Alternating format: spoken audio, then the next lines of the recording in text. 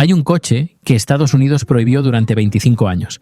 No por ser peligroso, no por contaminar, sino porque era demasiado bueno. Y mientras en España conducíamos un Golf TDI intentando convencernos de que era suficiente, en Japón estaban construyendo algo que los ingenieros de Ferrari estudiaban en secreto.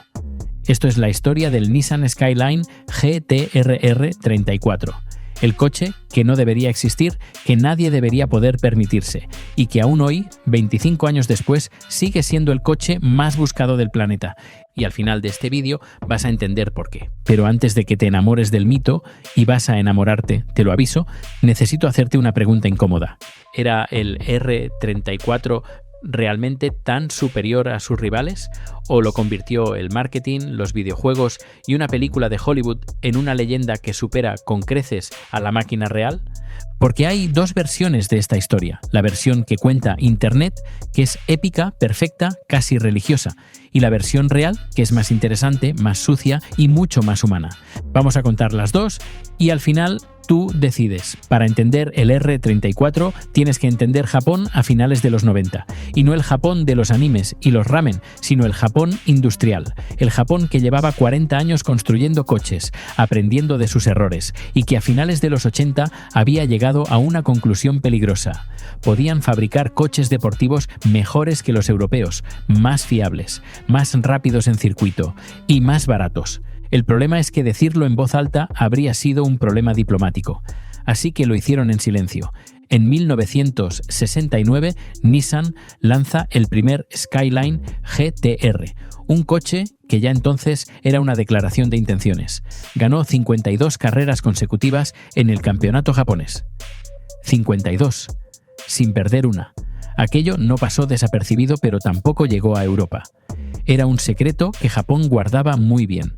Durante los 70 y gran parte de los 80, el Skyline GT-R desaparece. Las crisis del petróleo, las normativas de emisiones, el mercado cambia. Nissan aparca el proyecto, pero no lo olvida. Y aquí es donde todo se complica. En 1989, Nissan resucita el GT-R, el R32, y lo hace de una manera que nadie esperaba, con un motor biturbo de 6 cilindros en línea, tracción a las 4 ruedas y una electrónica tan avanzada que los ingenieros de la época no terminaban de creerse que fuera real. El R32 aplastó a todo lo que encontró por delante en Grupo A, en Bathurst. En el campeonato japonés lo llamaron Godzilla, y el apodo no era exagerado, pero Nissan no se detiene. En 1993 llega el R33, más grande, más refinado, más cómodo. Y aquí la historia se pone interesante, porque el R33 fue el patito feo de la familia.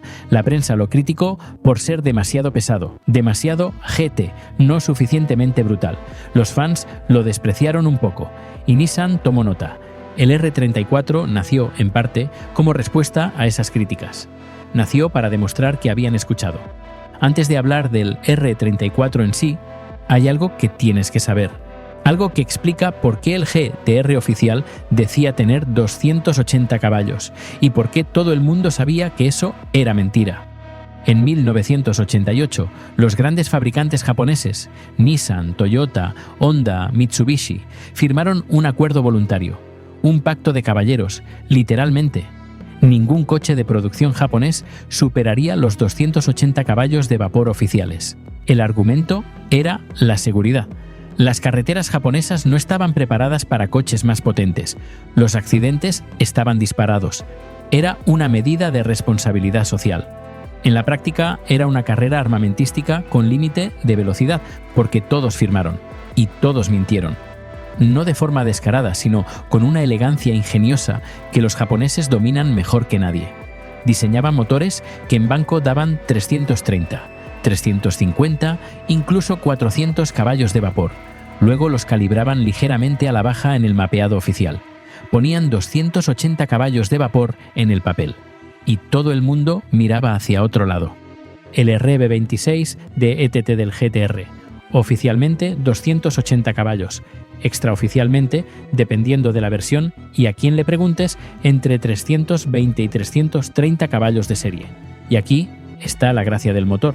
Fue diseñado desde el primer día para aguantar mucho más. Era como construir un edificio preparado para 12 plantas y decirle al inspector que vas a usar 4. Pero lo realmente interesante viene ahora. El RB26 de ETT no nació para el coche de calle, nació para el circuito. Nissan necesitaba homologar un motor para competición y la normativa exigía que ese motor estuviera disponible en un coche de producción en serie, así que fabricaron el GTR para poder correr, no al revés. El coche de calle era el pretexto legal para la bestia de competición. 6 cilindros en línea, 2,5 litros, doble turbo secuencial, 2 turbos pequeños para respuesta rápida a bajas revoluciones, bloque de hierro fundido porque la resistencia importaba más que el peso, culata de aluminio, gestión electrónica propia de Nissan, árbol de levas doble, una ingeniería que en 1999 sonaba a ciencia ficción. Y lo mejor, ese motor, con modificaciones relativamente sencillas, podía aguantar 600, 700, incluso 800 caballos sin desintegrarse. Lo del R34 con 4 cosas no es del todo un mito. Hay quien le ha sacado 600 caballos cambiando básicamente los turbos, el intercooler y el mapa. El bloque aguanta. Ese era el plan desde el principio. Llega enero de 1999. Tokio, Salón del Automóvil. Y Nissan presenta el R34. Visualmente es más compacto que el R33. 10 centímetros menos de batalla. Eso puede parecer un detalle, pero en un coche deportivo es la diferencia entre sentirte dentro de un misil o dentro de un salón. El R34 se sentía pequeño, agresivo, contenido. Como un puño cerrado, el morro era más corto, los pasos de rueda más anchos, el alerón trasero ajustable de serie y no de adorno, funcional. Había algo en la proporción del R34 que los anteriores no terminaban de tener, una sensación de que todo estaba donde debía estar. Los diseñadores japoneses lo llamaron muscle tightening, tensión muscular, y si lo miras ahora, sigues entendiéndolo. Por dentro, lo más llamativo era la pantalla multifunción en el centro del salpicadero. En 1999, una pantalla que mostraba en tiempo real los datos del motor, la temperatura de los frenos, la distribución del par entre ejes, el estado de los turbos. Hoy lo damos por sentado en cualquier utilitario. En 1999 era como viajar en el futuro. Y aquí es donde la ingeniería se pone seria. ATESA ETS, 4 letras y un número que todo aficionado al motor ha escuchado alguna vez, pero que poca gente entiende de verdad. Vamos a explicarlo como se merece, sin tecnicismos absurdos. El GTR tiene tracción a las 4 ruedas, pero no como un todoterreno, no como un SUV con modos de conducción. El ATESA es un sistema de tracción integral inteligente que en condiciones normales envía todo el par a las ruedas traseras. El R34 se comporta como un coche de tracción trasera. Ágil, dinámico, con ese punto de sobreviraje que los aficionados buscan, pero cuando los sensores detectan que el coche está perdiendo tracción en milisegundos antes de que tú lo notes, el sistema transfiere hasta el 50% del par al eje delantero, sin que lo notes, sin que tengas que hacer nada. El coche simplemente no se va. Imagínate que tienes un compañero de copiloto ultra rápido que solo actúa cuando lo necesitas y en el resto del tiempo no existe. Eso es el ATESA. No te quita control, te añade seguridad sin quitarte diversión. Y luego está el ICAS, Super ICAS, las 4 ruedas directrices, el sistema que dirige ligeramente las ruedas traseras en la misma dirección que las delanteras a alta velocidad para estabilizar el coche y en dirección contraria a baja velocidad para mejorar la agilidad. En la teoría, brillante. En la práctica, y esto es importante que lo sepas, fue uno de los puntos más polémicos del coche. Muchos pilotos lo desconectaban directamente. Decían que añadía una imprecisión en la respuesta de la dirección que les sacaba de la zona de confort. Nissan lo defendió siempre. La comunidad se dividió. El R34 no era perfecto, y eso lo hace más interesante. Pesaba 1.560 kilos. Para un deportivo de finales de los 90, eso era mucho. El R33 ya había recibido críticas por el peso y el R34 no lo solucionó del todo. Mejoró, pero seguía siendo un coche pesado para sus pretensiones. Los circuitos lo desnudaban. En manos de un piloto amateur, el R34 era imbatible. En manos de un piloto experto, coches más ligeros podían complicarle la vida. Los frenos también tenían fama de calentarse con rapidez en uso intensivo en circuito, no de fallo total, sino de fadeo progresivo que exigía gestión. Las V-Spec llegaron con mejoras sustanciales en este punto, pero la versión base no era perfecta en este aspecto. Y aquí viene algo que casi nadie menciona cuando habla del R34, la caja de cambios. El cambio manual del R34 no era preciso, era notablemente más vasto que la media europea de la época. Los que venían de conducir un Honda Integra Type R o incluso un Alfa Romeo 156 notaban la diferencia de inmediato. El GTR era rápido, era potente, era sofisticado electrónicamente, pero el tacto del cambio manual era decepcionante para alguien con criterio europeo. ¿Importaba todo eso cuando el resultado final en la cronometría era imbatible? Depende de para qué usaras el coche. No puedes hablar del R34 sin hablar de sus enemigos. Y tenía dos principales, el Toyota Supra MK4 y el Mitsubishi Lancer Evolution. La guerra entre el Skyline y el Supra es una de las grandes rivalidades del mundo del motor, y como todas las grandes rivalidades, tiene mucho de fútbol y poco de estadística pura. El Supra MK4, presentado en 1993 con el motor 2JZ-GTE, 6 cilindros en línea, 3 litros, doble turbo, 280 caballos oficiales, otra víctima del pacto. Motor legendario. Si el RB26 del GTR era un bloque diseñado para aguantar potencia, el 2JZ era exactamente lo mismo pero con 1 litro más de cilindrada. Los puristas del Supra argumentaban que su motor tenía más margen de desarrollo. Los del GTR argumentaban que el sistema de tracción integral del Skyline compensaba y superaba en circuito húmedo y condiciones reales. ¿Cuál era objetivamente mejor? En pista seca, mano a mano, los tiempos dependían tanto del piloto y la preparación específica del coche que declarar un ganador universal es imposible. El Supra era tracción trasera pura, más ligero en la versión básica, pero con menos sofisticación electrónica. El GTR era más pesado, pero más fácil de llevar al límite para cualquier piloto. Esto cambia completamente la historia cuando hablas del mercado actual. El Supra MK4 vale más. Bastante más en algunos casos, lo cual dice algo interesante sobre cómo el mercado percibe la rareza frente al rendimiento. Y luego está el Lancer Evo, Mitsubishi contra Nissan, Evo contra Skyline. Si la guerra con el Supra era épica y cinematográfica, la guerra con el Evo era sucia, callejera y personal. El Evo usaba el motor 4GG63, 4 cilindros, 2 litros, turbo, mucho más pequeño sobre el papel, más barato de serie, más barato de preparar y en las manos adecuadas, devastador. El Evo tenía menos electrónica, pero más agilidad bruta. Era el coche de los que querían resultados sin protocolo. En España de los años 2000, si podías permitirte un Evo de importación, eras alguien en las quedadas de coches. Si podías permitirte un Skyline, eras casi un mito. La diferencia de precio ya establecía una jerarquía social que poco tenía que ver con los tiempos en circuito. Y hablando de España, pause, contexto. Mientras esto pasaba en Japón, ¿qué conducía el español medio que le gustaban los coches en 1999? Un Golf GTI de segunda mano, con suerte, un León Cupra si tenía un trabajo decente, un Peugeot 306 GTI 6 si tenía buen gusto y quería que nadie lo supiera, y el TDI de turno para el día a día. El concepto de importar un coche japonés de tracción integral con doble turbo y 320 caballos reales era, literalmente, ciencia ficción. No había mercado, no había talleres especializados, no había información fácil de conseguir. Internet existía, pero no como ahora. El Skyline era una leyenda urbana, algo que veías en revistas de importación que llegaban con retraso de 2 meses y que hojeabas en el kiosco porque no podías permitirte comprarlas. Y espera, porque nadie lo vio venir. En 1997, Polyphony Digital lanza Gran Turismo para PlayStation, y el mundo del motor nunca volvió a ser el mismo. No es exageración. Gran Turismo introdujo a una generación entera al concepto de simulación automovilística, y los coches japoneses, Skyline, Supra, NSX, Evo, Impreza, eran las estrellas, no los Ferrari, no los Lamborghini, los japoneses.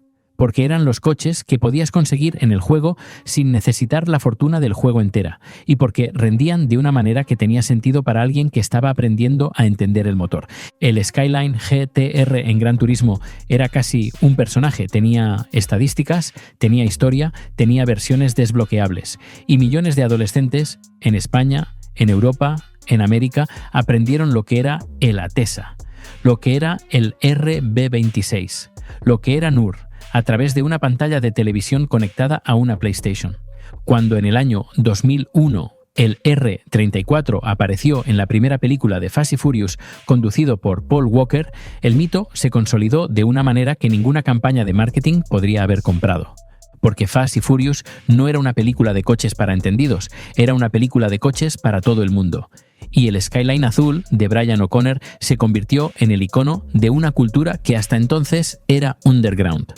De repente, gente que nunca había oído hablar de Nismo, de Nürburgring, de homologación Grupo A, sabía que el Skyline era el coche guay, el coche que querías, el coche que representaba algo. El impacto fue brutal y difícil de cuantificar. Nissan dejó de producir el R34 en 2002. Fabricó alrededor de 11.000 unidades en total, incluyendo todas las versiones, coupé y sedán.